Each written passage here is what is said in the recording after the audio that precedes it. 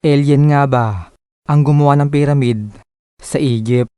Mga kaibigan, alam nyo ba na may isang conspiracy theory na nagkasabing ang The Great Pyramid of Giza sa Egypt ay ginawa di umano ng mga alien?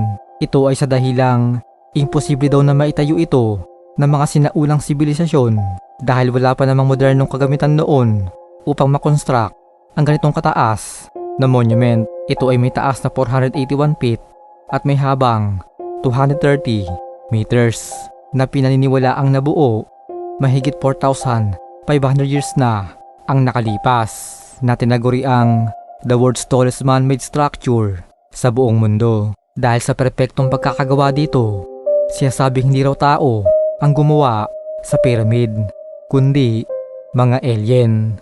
Dahil na rin sa misteryosong nakaanay ito sa perfect position ng Orion's Belt. Ikaw kaibigan, anong masabi mo sa bagay na to?